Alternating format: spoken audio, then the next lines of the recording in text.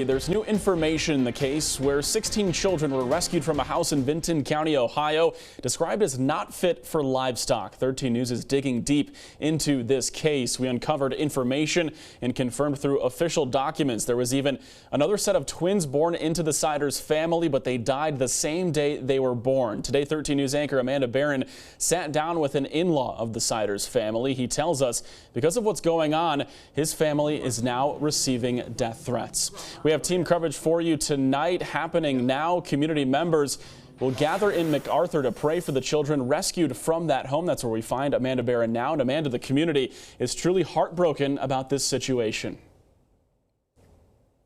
And at this point, Jackson, they say all they can do is pray for those children as they wait and wonder how things will turn out for them. You know, 6 days ago, they didn't even know in many cases all of these 16 children existed. But tonight they're gathering here at the MacArthur Free Will Baptist Church. That's where the community is coming together. They say it's just simply something they can do in the meantime while they wait to hear their condition and just wonder how they're doing after being removed from a situation that investigators have called deplorable. They say that home in Hamden Township was not fit for livestock and certainly not fit for young children who they described as feral. I had a chance to talk with Ronnie Fletcher today. He married into the Siders family, and he said 2 decades ago it was just your typical American family. He married one of the 3 sisters and says that the girls had a normal upbringing, and he's heartbroken to see what's happening now. He also says as a result of all of this, his family is facing violent death threats. I mean, they was a typical American family, you know what I mean? Yeah, getting by. You know, they didn't have tons of money or nothing like that, but,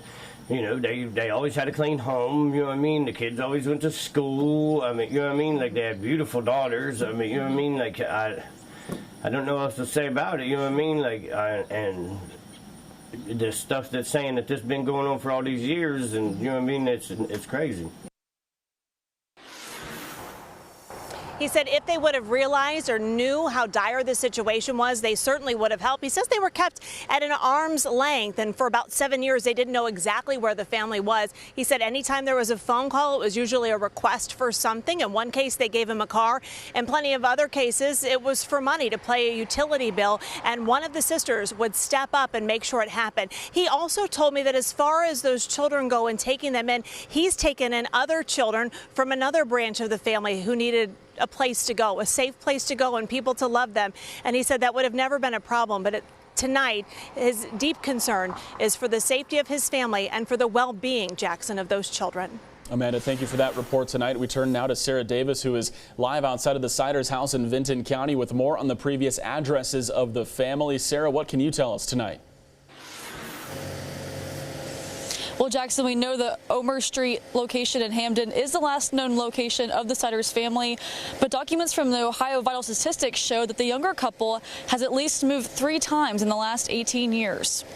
In 2008, both Elizabeth Siders and Gary Lee Siders Jr. lived in Gallia County. According to records, Elizabeth and Gary lived in a trailer park off Bulleville Pike. This is the same trailer park that the two were living in separately on the day they were married in March 2008. The couple was then recorded in Gallia County in the Cheshire area in 2022 and in 2024. The two lived off Honeysuckle Drive. And then in 2025, records show the couple lived in Hamden, but at a different address from where I am right now. And that house on North Main Street sits almost directly across the street from a Dollar General and is less than a mile from the house behind me, Jackson. That report tonight as well. One of the suspects in this case, Gary Siders Jr., is also being charged with public indecency. Vinton County court records say he's accused of exposing himself outside of his home to people other than those in his household on 4 different days in May. Siders Jr. is scheduled to appear in court for those charges on Thursday, July 9th. 13 News is continuing to dig deeper into the Vinton County child endangerment case. Coming up tonight in just about a couple of hours at 8 o'clock on WOWK+. We take a deeper dive into the case against the 4 Siders family members and a look at what's next in the investigation. Again, that's tonight at 8 o'clock on WOWK+.